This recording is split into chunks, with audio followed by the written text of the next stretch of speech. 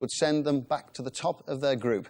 It was an emotional night. Before the game, a sellout Wembley crowd mirrored the thoughts of millions.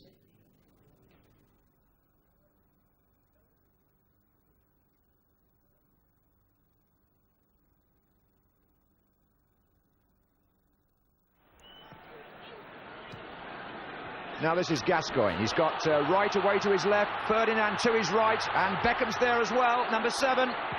Blocked, and Ian Wright on the far post, that's also blocked from Ian Wright.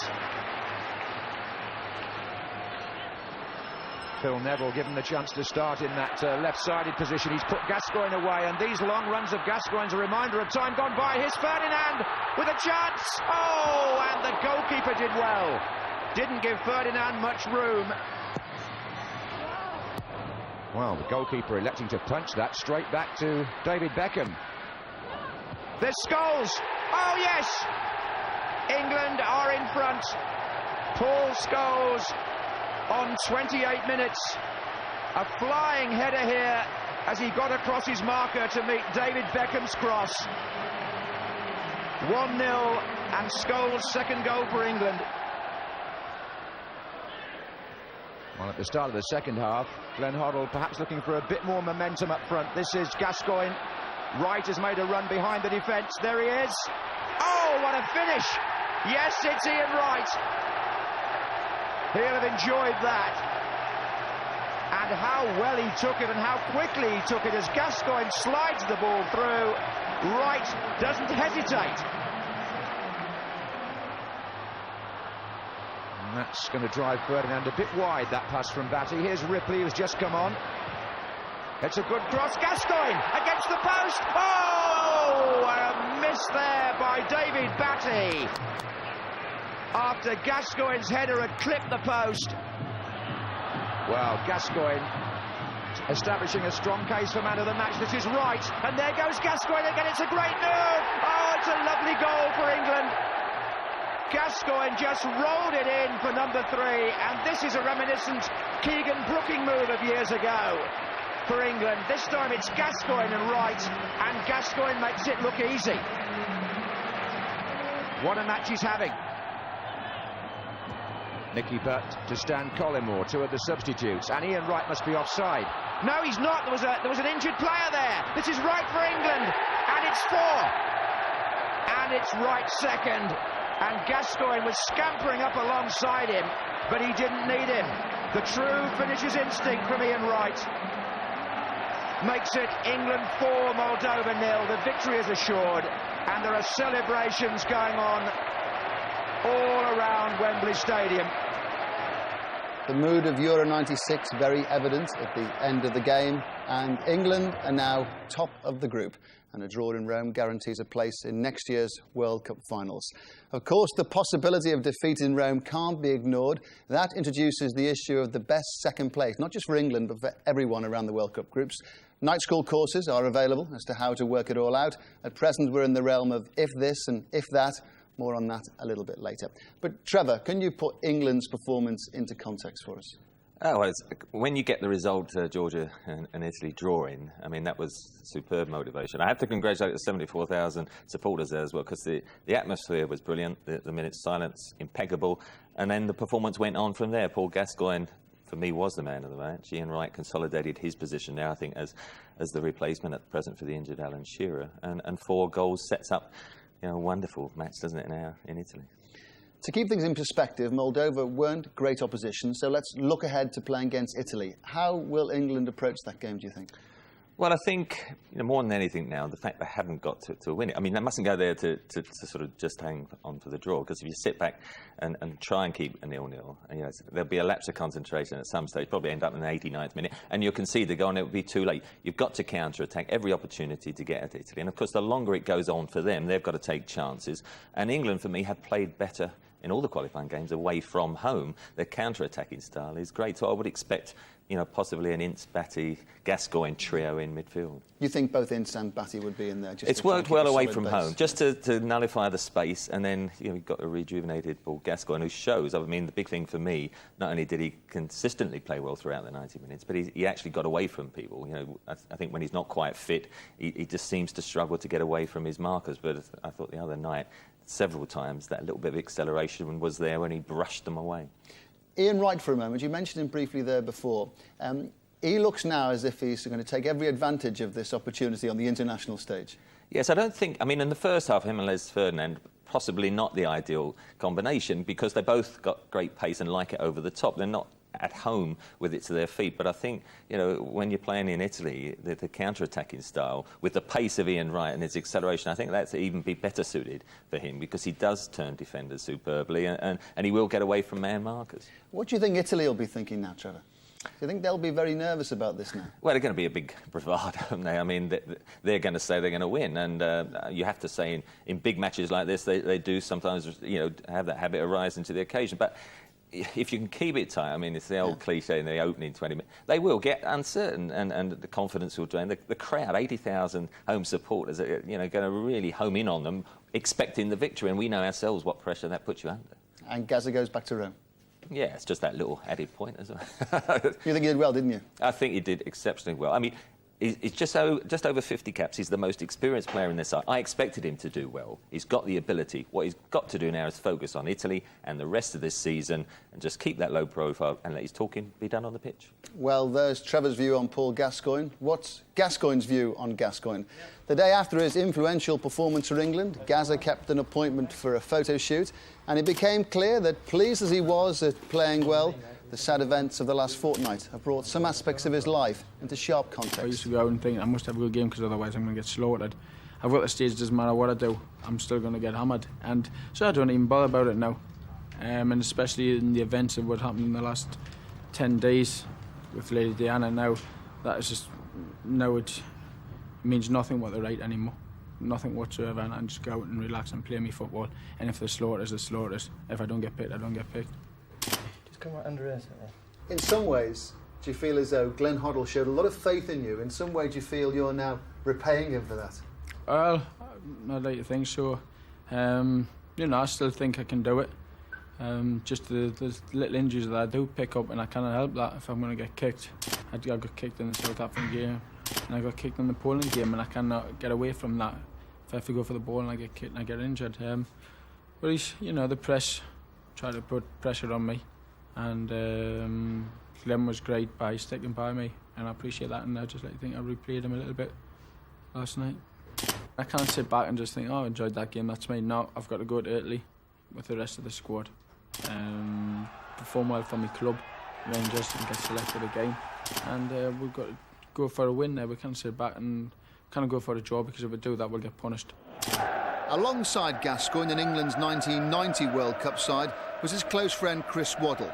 And Waddle is of the opinion Gascoigne still has much to offer.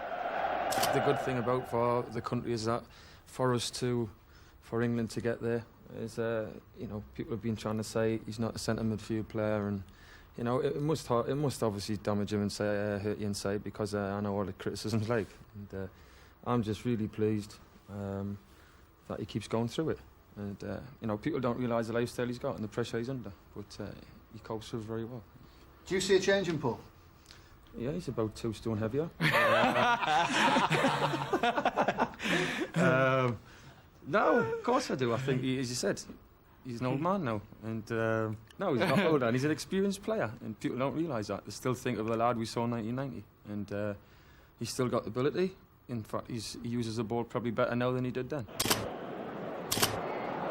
Oh dear me. He's going to be out of the final if England get there. What does the World Cup finals mean to you, Paul? It means a lot. I enjoyed it. I enjoyed the 1990. I thought it was an incredible experience, especially for my age, and obviously I was helped along. And not just seeing us with the likes of Chris Waddle, Peter Shilton, the Teddy Butcher, the players at Brian Upson, Gary Knight, the players that were along with us. I missed out the 1994, which we did with me broken leg, but the lads didn't qualify as such. But this one is, it'll mean a lot for us, and you know, to get there, we just sort of, like I said, we just got to get the 1 point against Italy. But it means a lot to everyone, and if we do get there, I'll be telling the guys what's in stake for everybody, you know, especially the experience. You're an elder statesman now, aren't you? It's not exactly. I'm one of the old men now. Probably the oldest, apart from Dave Simon. Ian Wright, Paul Lynch. Cheers, mate. Thanks very much. See you. Let's hope we see him in Rome in the same form. Yeah, I mean, you can't change your personality. All he can do is control it. 2 weeks before the final start, he'll be 31. He should be at his peak. He's shown he's got the ability. It's now up to him. Well, it's in his hands. Isn't football all about taking chances? And Glenn's given him a chance, and he's clever enough to know that there aren't that many more chances left. It's got to go out on a high. Well, it's his last World Cup fight, really. At 31, you know, 4 years down the road, I can't see Gazza playing at 35. So it's up to him. We all wish him to use that as a stage to show what he's capable of. Yeah, can be the top man. Next year's final starts on June the 10th. The World Cup will be the biggest event on the planet. The mad scramble for places continues, and Ian Payne can now bring us right up to date with the state of play in all the qualifying groups. Group 1 has been busy. Greece and Croatia both won at the weekend, but Denmark went top again on Wednesday in Copenhagen. And for Denmark, Reed Laudrup. Brian got the first. That was after just 17 minutes. 20 minutes later, brother Michael got the second. 2-0 and plenty of first-half action to come. It became 3-0 when Miklos Molnar scored in the 41st minute.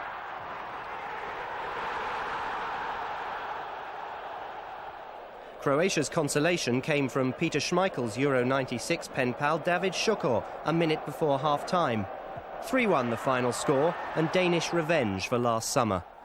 Well, there's the situation in Group 1, and the top two meet to decide it all on October the 11th.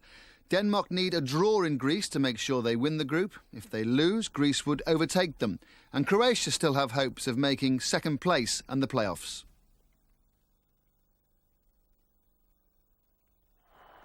In Group 3, Norway clinched their place in France by beating Azerbaijan 1-0 in Baku on Saturday. Chelsea's Torre Andre Flo scoring the only goal 2 minutes before half-time. Well, Norway followed up that win with a 5-0 success over Switzerland in Oslo to rubber-stamp their qualification from Group 3. The Swiss are now out of contention. Finland play Hungary, second place at stake. Group 4 is Scotland's group, and they hoped for a draw when Austria and Sweden met in Vienna on Saturday. But Austria won thanks to this boomer from Andreas Herzog. The Austrians also had goalkeeper Michael Konsel sent off 8 minutes from the end. "We were lucky," said the coach, Herbert Prohaska. Scotland's game was moved to Sunday, with the nation united in grief before their match with Belarus.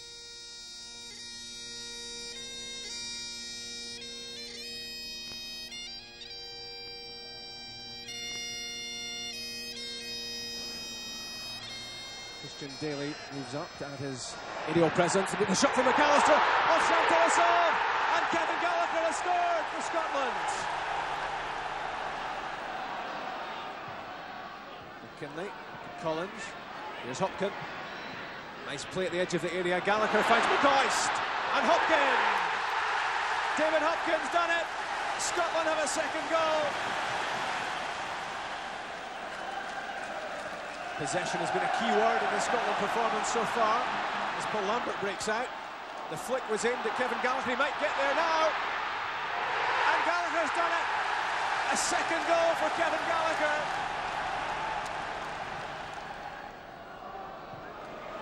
And at the far post, in came Laverick. There seemed to be a lack of communication there in the Scottish defence. A lack of shouting, possibly. That could have been a chance at the far post. And incredibly, the referee has given a penalty kick.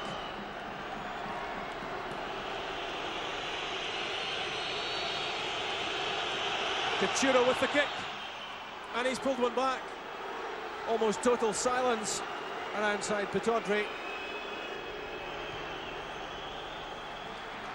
Craig Burley finds David Hopkin. It's a go at alone. Hopkins still has it and scores! brilliant individual skill from David Hopkin. So, Scotland's win put them back on top of the group, but only until Wednesday when Austria won in Belarus. The Austrians seem certain to win the group. Their final game is at home to Belarus. Sweden's win over Latvia keeps them in contention for second place. But the nub of the matter as far as Great Britain is concerned. Scotland will be guaranteed second spot if they beat Latvia, and that match will now be played at Celtic Park. And in all probability, Scotland would then have the best second place and would qualify for the World Cup finals automatically. Now here's a happy man. It's Bulgarian coach Hristo Bonev. His side have qualified. On Wednesday night in Sofia, they clinched Group 5 by beating Russia 1-0. Captain Ivanov scoring the goal in the second half. So Group 5 is relatively simple. Bulgaria qualify for the finals and Russia are guaranteed a playoff place. Group 6, not so simple. Yugoslavia drew in Slovakia, but those drop points are likely to be crucial in the race for the best second-place nation. But Spain are the favourites in second place at the moment, but they need 4 points from their last 2 games. The one in Slovakia, not so easy, but surely they'll beat the Faroe Islands. Group 7. Holland's win over Belgium and their vastly superior goal difference virtually guarantees them qualification. But Belgium, who play Wales in their final game, are still favourites to beat Turkey to the runners-up spot. So the Dutch will be in France next year, it seems. The Republic of Ireland's Saturday night was a good one, but only after a couple of scares. Having dropped points by only managing a draw with Iceland at home, they had to win in Reykjavik. It started well. Connolly scored after just 13 minutes. But then Iceland took the lead. First, Gunnarsson smacked them level.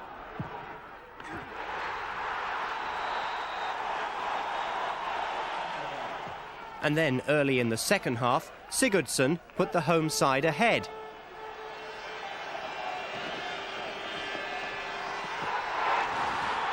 But a good week for the Irish began with replies from Roy Keane. A header in the 53rd minute was followed by this mix-up in the 65th.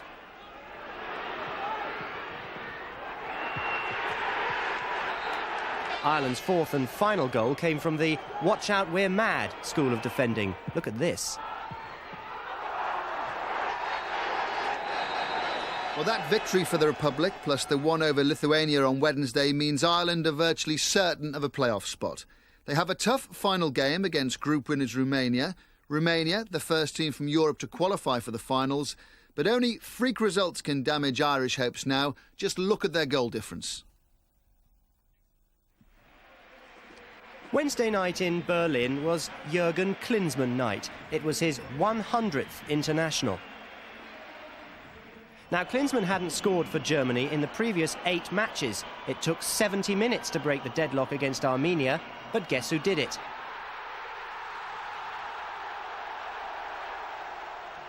And guess who scored the second?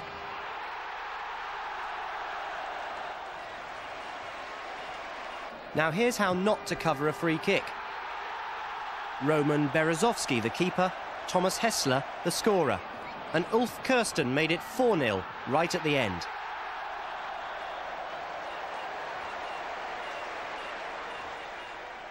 In the same group and on the same night, a horrible result for Northern Ireland against Albania in Zurich.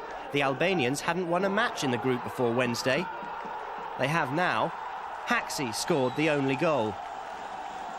And it could have been more. Ireland's main chance was this, a powerful shot by Kevin Horlock. Historic and unbridled joy for Albania, but it wouldn't be polite to show it. And as long as Albania don't cause another upset in Germany, the European champions will win the group. Victory for the Ukrainian Armenia guarantees them second place, and that would rule out Portugal, talented side. They faced Northern Ireland in their final game. Brian Hamilton's team are hoping for a confidence-boosting victory in that last match. Now, as far as the best second place is concerned, it's worked out by adding up the points gained from matches against the first, third and fourth teams in the group. So, this is the situation looking at the teams currently in second place. Spain and Italy both have chances of winning their groups, but as we've said, if Scotland beat Latvia, they would in all probability qualify automatically for the finals as the best runner-up. England can help them, of course, by beating Italy, and Scottish fans should also cheer on Georgia against Moldova coming up soon. Don't ask me why, but they should cheer that one on. Another option, England and Scotland end up in the playoffs. How about that? That doesn't quite bear thinking about. Trevor, thank you very much for working out all this best second-place issue. I mean, that doesn't go for England now, of course. Should they lose? If they lose against Italy, then there's no way I think their runners-up spot will be good enough to be the automatic. I mean, it's in Scotland's hand. They're quite fortunate the way the complex situation has worked. Their draw against Estonia hasn't counted. And so, you know, now they've got to just, you know, if they beat Latvia, they would just jump over Spain and Italy. And, of course, if you look further down, I mean, you wouldn't want to be in the playoffs when you've got the likes of Belgium, Russia, Ukraine or Portugal, who aren't even in that group. You know, they could come into the equation. Of course, the Republic of Ireland, there's some tough, you know, matches home and away. And well, that's why it's so important, you know, for Scotland to beat Latvia and England to make sure that they get that draw against Italy and then let everyone else worry about it. Now, Scotland are getting themselves sorted out, I think, don't you? Would you agree? Yes, I think, I mean, it was an important win for them against Belarus. And then all they needed, of course, was when Austria played Sweden. I mean, that was a great winner, you know, Herzog for Austria. And surprisingly, I thought Sweden might get the result there. But once one of them won, it probably meant that Scotland were going to end up second. But, of course, the way it's unravelled itself now, a home game against Latvia, sensible to move it to, I think, Celtic Park as well, three times the sets of supporters. I can't see them stumbling at that point. So Scotland look as if they'll be the automatic ones. And Germany, they'll be there, of course, won't they? And Holland look like they're getting there. Germany haven't been that impressive, actually. I mean, 4 goals in the last 20 minutes against Armenia. But when we always say that, and they keep ending up winning. But that's been a tough group, Ukraine and Portugal. I mean, you know, imagine Portugal not being... Germany don't really break sweat till about this stage, really, don't they? Well, I'd be quite happy if they don't break sweat next summer as well. Have you seen much of France? Of course, they're going to be just there automatically, but they're pretty good as well, aren't they? Well, yeah, I mean, we saw them in the tournament. I mean, they lack a proven goal scorer, in all honesty, and, you know, that's something they've got to resolve come next summer. Brazil, the other side, but there's not one outstanding side, so if England get there and you get everyone fit, I think we've got a good chance. It's going to be huge, Trevor, isn't it, next year? The biggest thing on the planet. Well, 32 countries now, you know, an additional 8, you know, spread over best 5 weeks. I think we'll all see plenty of good goals, good matches, and let's hope you've got all 3 there, as we say, Republic, Scotland and England. Looking further afield in the World Cup groups, in South America, Argentina, Colombia, Paraguay have qualified. Peru will join them if they beat Chile in their next match. In the CONCACAF section, Jamaica have a great chance of qualifying for the finals for the first time if they beat Costa Rica tomorrow. In the Jamaican side, Wimbledon's Robbie Earle, Portsmouth players Paul Hall and Fitzroy Simpson, and Derby striker Dion Burton. Mexico and the United States lead the group. 3 qualified. And looking at the global situation, just to rubber stamp it all, 32 places up for grabs in total. 5 more claimed this week, 19 to go. As Trevor said, let's hope England, Scotland and the Republic of Ireland take 3 of the 19. Well, missing, of course, from England's victory over Moldova was Alan Shearer, and he'll be absent from Rome. The England captain is counting the days till the plaster can be removed from his seriously injured right ankle. And although he has to remain on the sidelines, Shearer, as ever, remains as committed to recovery, to Newcastle and to England's World Cup campaign. Alan, what was your assessment of England's performance? Excellent. Very disciplined, very professional. It was always going to be difficult to get the first goal, but for me the second goal was the most important one. It come at a great time. Give the lads confidence in the second half to push forward again, and we got 2 other goals as well. So, for me, it was a great performance on a great night. What impact will the Georgia-Italy result now have on the way the Italians approach what is now the crunch game? For me, the Italians are the best defenders in the world, but they might not have to defend too much on that night because we were hitting them on the break. It might be roles reversed this time. They're going to sit back. We can soak up the pressure, we can hit them on the break, but I think the pressure is on them now. We can go there. Yeah, it's going to be a tense situation and a hyped up match, and rightly so, because what's at the end of it.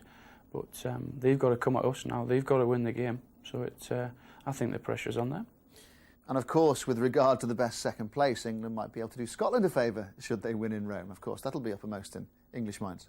That's right. From what I can gather, if they win their next game, then they're almost certain of going through as well, so it could be a tremendous result for everyone all concerned. England like to help Scotland, of course. Of course. Yeah. Mr. Douglas, we're pleased to hear you say that.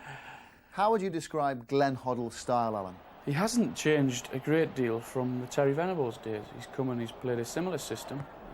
Obviously he's brought his own staff in, brought a few of his own players in, but that same will to win is there for everyone to see. He's very determined, he's disciplined, but on occasions you can have a laugh and a joke, but he's good. Everyone likes him, everyone respects him, which I think is important, and everyone also likes his coaching staff as well. It's quite obvious that you miss playing. How does it affect you in your everyday life? It hurts. It's not pain-wise, but just coming to the games and feeling the atmosphere of the crowd and getting near the ground, and that's when you realise, look, I am going to be on the sidelines for quite a while. But on the other hand, it spurs you on to get back even quicker. It is going to be a few months before I'm back playing because it was a serious and it was a bad injury. But I'll go to as many games as I can and cheer whoever it be on, whether it be Newcastle or whether it be England. But I'll be all right. In your absence, how do you view Newcastle's start to the season? I think they've had a tremendous start. I mean, we've been unfortunate that we've only played 2 games in the league, but for circumstances beyond our control. We've had 2 in the league, which we've won, and we've had 2 in the European Cup qualifying game, which we've put in 2 good performances as well. So I don't think we could have done any more. What are the cardinal rules as you approach a campaign in the Champions League? Well, you know you're playing Europe's finest sides, and we've got a tremendous first game in Barcelona, and hopefully that game will help us kick on and give us the confidence to go on and say, yeah, we can compete with the best, and we can go somewhere in this competition. A player that fascinates a lot of people in this country is Tino Asprilla. Now, he's qualified for the World Cup now with Colombia, of course. Can you give us an insight? What is he like as a player to be alongside? Tino can do things with a football that I've never ever seen anyone do before, and the ability that he's got is exceptional. Sometimes, yeah, he can be frustrating, and sometimes he can be difficult to play with because you don't know what he's going to do. But he's a hell of a player to have around, and he's a great lad as well. He's learning a little bit more English, so he tells us. But he is. You're not convinced? No, I'm not. No, definitely not.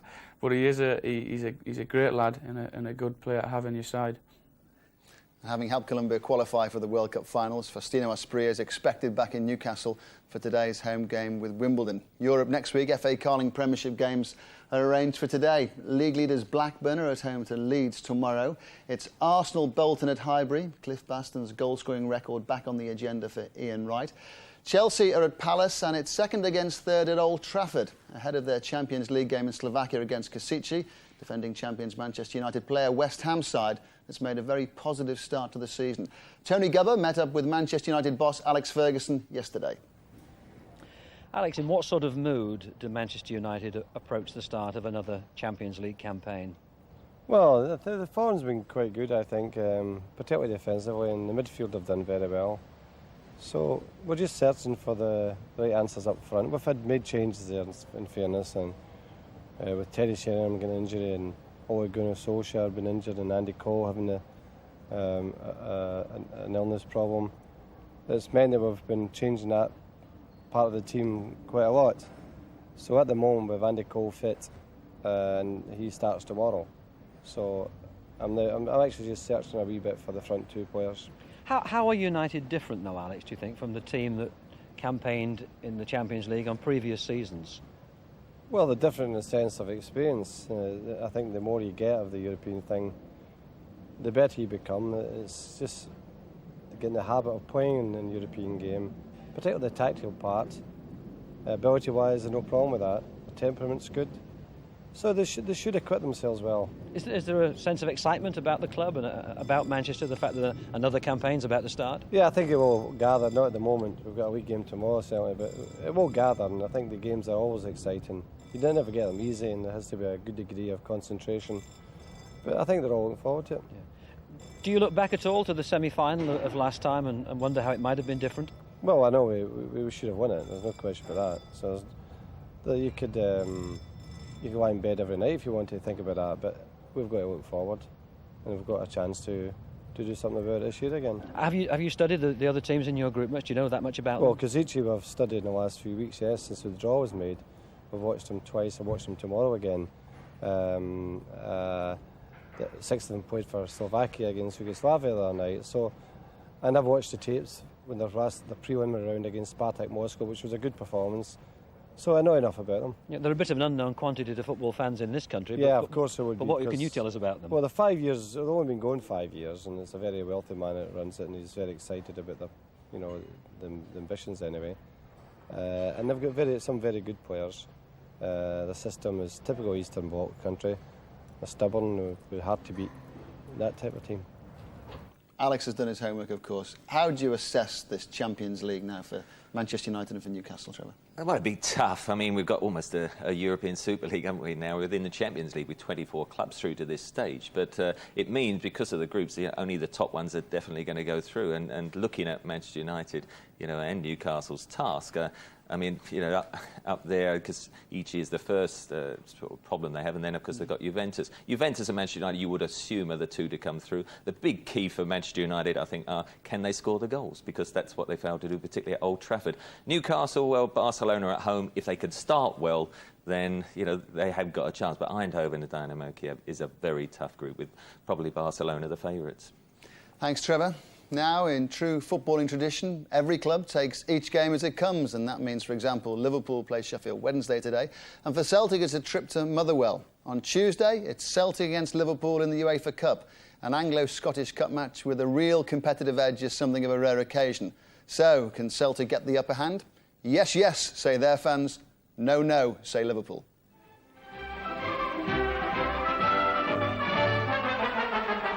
Good evening from Parkhead, where nearly 30,000 people packed the ground for what must be regarded as the British match, or the biggest British match for the last 20 years. Celtic against Liverpool in the semi-final of the European Cup Winners' Cup. As soon as you walk out of Celtic Park in those days, you faced the jungle, which held 20 or 30,000 Celtic supporters, and that just gave everybody a lift. The whole team got a great lift from the jungle, and that night was no exception. If there was one surprise on the night, it was that all of Scotland were trying to see the game and live. But once we got out there, it wasn't so bad. But there was a tremendous noise. Murdoch. And it's a goal! Goal by Lennox. We won 1-0, but we really hammered Liverpool, but we couldn't get the second goal. Indeed, we might have gone on that day. If we'd have got the second one, I think we might have gone on and won by a real convincing score. We thought it was a good result for us. When we took any team back to Anfield, we were very, very confident side by then. We knew that we could at least score 2 goals or more against any team in the world. And so they did. It took an hour, but then came 2 in quick succession. First, a Tommy Smith free kick. Smith. 6 minutes later, a header by the injured Jeff Strong. After Strong, the goal! Nobody was marking him. It was as if he'd sprouted out the ground and just pumped it in. And we went 2-1 up. And that really put us on edge a bit. But we're still in the game. We only need a goal to qualify. And you scored it. Well, I thought I'd scored it, actually. I actually thought I'd scored it. Here's Young for Celtic. And offside. They actually went down the line, crossed the ball. I think Lennox put the ball in the net, but we'd already stopped. The linesman had flagged. There was no question about it. It was offside. It was well offside. Even the Liverpool has felt it was a goal, and it's one of these things, We've never forgiven them for that. I've never forgiven the referee, not to Liverpool, because they were good opponents. I knew it was offside. I saw the linesman's flag go up. They didn't realise it was offside. They put it in the net. They thought it was a goal. They're telling lies. You know what like they two are. They've always told lies. 31 years have passed. Anfield remains a fortress of European football. So too does Celtic Park. And now the draw has brought the clubs together again. This time it's Liverpool versus Celtic in the UEFA Cup. I think it's maybe the same sort of scenario. I mean, the Liverpool team have played together for a few years, and they're a really good team, I think. A lot of great players, McManaman, etc. And they brought in Ince and Riedler, who are great players. Where we're in the up and up, Wim's just started in the job, and we're just getting new players in, and we're in a transitional period at the moment. One of the newcomers, Swedish international Henrik Larsson, scored the goal on Wednesday that beat Motherwell in a quarter-final of the Coca-Cola Cup. he's already discovered the excitement of European nights at Celtic Park. The atmosphere is tremendous. I can only refer to the last game against FC Tirol. It was unbelievable. I never experienced something like that. For Craig Burley, this summer's move to Celtic was a kind of homecoming. A Scot by birth, a Scot by international selection, he'd spent all 9 years of his professional career in England. Although Liverpool's going to be difficult to play against, we must know a lot about their style of play, and they'll know a lot about us, so it should be an intriguing match. Are you being looked upon as one of the experts on Liverpool? Well, probably from a few people in our camp, yeah, looking at one or two of the lads that have played in England to give them a little bit of advice. And, you know, I know a lot about Liverpool, having played against them a lot in my time at Chelsea, and we had some good results against them, so we're hoping we can do the same. And there's a new man wearing the goalkeeper's jersey, an Englishman. He's Jonathan Gould, whose roundabout route to Glasgow has left him with no fear of Liverpool. Obviously, I've come across Liverpool on a number of occasions before when I was at Coventry City. They always provide a tough test, and that'll be no different. Do you have any good memories against them? My debut, I think, was for Coventry. We won 5-1 at Highfield Road. I think of the 4 times I played against them, we've won 3 of them. So if I can keep that sort of run going, we'll be pleased. 31 years ago, when the first leg, as now, was at Celtic Park, a 1-0 home victory was felt to be acceptable. So would Celtic be happy with a repeat? I think we'd settle for a 1-0 win, yeah, certainly. I mean, we don't want to be giving away too many goals, and hopefully if we can score a couple of goals, then that's going to be a bonus for us. But I think it's going to be tight, there's no doubt about that, and if we can keep a clean sheet at home here, then it's all to play for down at Anfield. Test of character for both clubs. You can see what they're made of. Hope you'll join us on Tuesday night. Celtic-Liverpool live, BBC One at 8 o'clock, UEFA Cup first round, first leg. It's a major fixture, and Trevor thinks Liverpool are going to win. Yeah, thanks, Ray. I mean, I think they're in a transitional stage, Celtic. I mean, they've just started to improve. Liverpool, I saw them win at Leeds. They played very well. I would expect them, I must say, to win both legs, although I am conscious I've got to go up there for Tuesday's game, so I'll just ease back a bit on that prediction. And not tell people where you're staying, which hotel you're in. Yeah, but Alan Hansen will, though, wouldn't he? Yeah. Now, on the agenda for Leicester City today, the visit of Spurs to Filbert Street. That's Leicester in 6th against the Tottenham side that stands 7th. Then it's off to Madrid for Leicester in time for Tuesday's UEFA Cup game against Atletico Madrid. Exciting times. Let's go to Filbert Street. Leicester boss Martin O'Neill has been talking to John Champion. Martin, for you and the players, how difficult has it been to think of Tottenham today rather than Atletico Madrid on Tuesday? Not a difficult task for me, John, in all honesty, you know. All I need to see is the sight of Les Ferdinand coming out here, parading his skills, and the likes of any of the rest of the Tottenham players you want to mention. Not a difficult task at all. You've had a good start, haven't you? I remember talking to you this time last season, and you said after a draw, I think, we've got a point. I didn't think we'd get that till Christmas. And I still think, you know, first task is to try and get 10 points on the board. We've got 8 from 5 games. In all honesty, if I'd seen the start of the season, in the first 4 games, I mean, I'm not doing any disrespect to David Pleat, but the first 4 games looked exceptionally difficult. We've picked up 8 points in those 4 games. We went with the most confidence we've ever had to Sheffield Wednesday, and we get turned over. So it's been a long, long 2 weeks for us, John. We've been looking forward to this game, obviously looking forward to the game at Atletico Madrid, and what exciting days for us. You've been out to see them, and I think they won 5-0. They're rather useful, aren't they? I thought they were quite poor for about 10 minutes, and then they woke up. They spent, I think it's about £38 million this summer. Juninho was absolutely fantastic. I'm not so sure that he'll want to hear that Pontus Kármán is travelling out with us again, since he man-marked him in the Coca-Cola Cup final.